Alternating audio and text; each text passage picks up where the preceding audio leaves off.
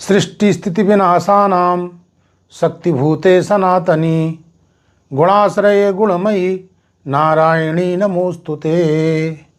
वर्ष में प्रधान रूप से 4 नवरात्रियाँ मानी जाती हैं। उन 4 नवरात्रियों में 2 नवरात्रियाँ गुप्त मानी जाती हैं और 2 नवरात्रियाँ प्रकट मानी जाती हैं। तो उन 2 प्रकट नवरात्रियों में एक प्रधान मानी जाती है जिसमें वार्षिक पूजन का विधान है, वो शारदेय नवरात्रि मानी जाती है। इस प्रकार ये नवरात्रि, शारदेय नवरात्रि अत्यंत मंगलप्रद हो रही है।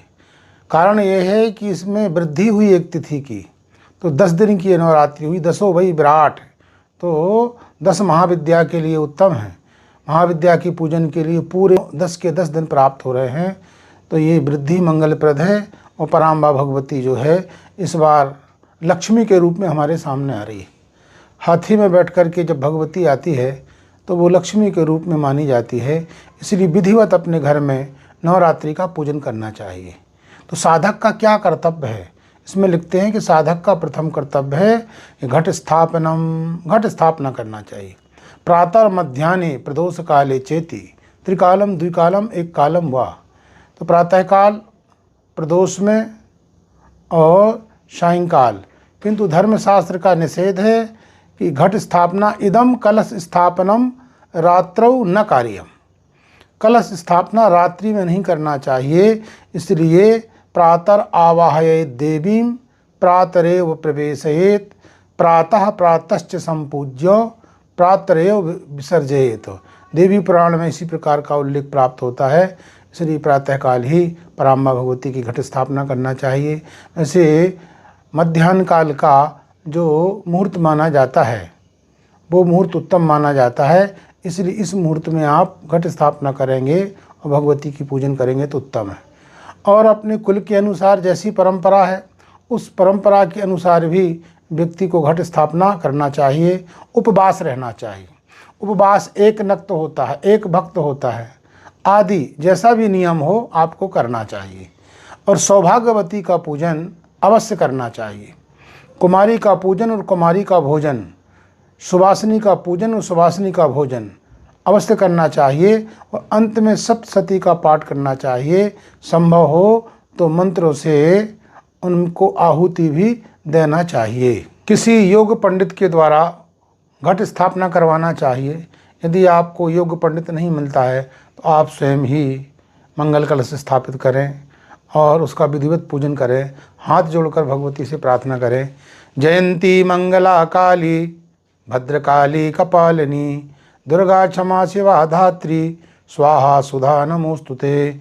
आगच्छ वरदे देवी दैत्य दर्पो निषूदनी पूजां गृहाण सुमुखी नमस्ते शंकर प्रिये। इन मंत्रों का प्रयोग करते हुए घट स्थापना करना चाहिए। घट स्थापना के साथ अखंड दीपक अवश्य जलाना चाहिए।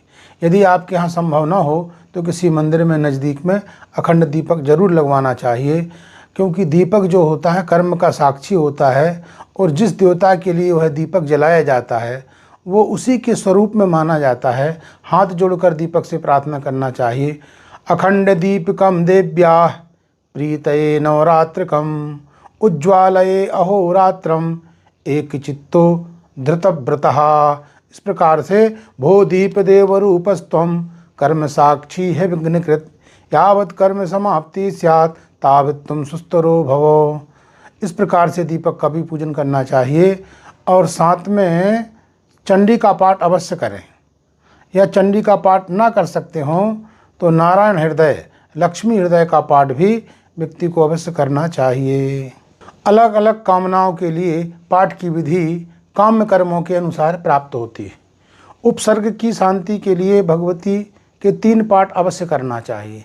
बहुत विशिष्ट ग्रह पीड़ा है तो ग्रह पीड़ा शांतये 5 पाठ करना चाहिए।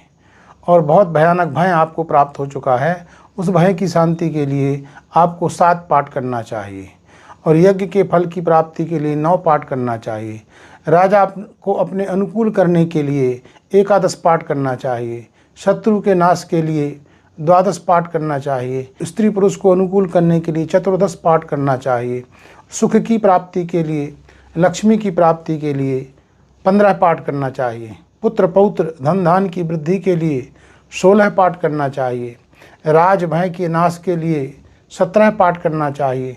उच्चाटन की सिद्धि के लिए और वन में फंसे हुए व्यक्ति के लिए 20 पाठ करना चाहिए। बंधन से मुक्त होने के लिए 25 पाठ करना चाहिए। और असाध्य रोग यदि आपको प्राप्त हो गए हैं, ऐसे असाध्य रोगों के लिए, आयु की वृद्धि के लिए 3 प्रकार के जो ताप होते हैं, आध्यात्मिक, आदि भौतिक और आधिदैविक, इनकी शांति के लिए, राज्य की वृद्धि के लिए 100 पाठ की आवृत्ति करना चाहिए। 100 पाठ की आवृत्ति करने से आप सर्वविध सभी प्रकार की बाधाओं से मुक्ति प्राप्त कर सकते हैं। पराम्बा भगवती राजराजेश्वरी त्रिपुर सुंदरी से और दुर्गा देवी से प्रार्थना करते हैं कि आपका जीवन सदा सर्वदा सुखद रहे, आपके पास स्थिर लक्ष्मी की प्राप्ति हो और माता की कृपा आप पर सदा बनी रहे। इसी मंगल कामना के साथ इस शारदीय नवरात्रि में आपके प्रति सहृदय का भाव रख रहे।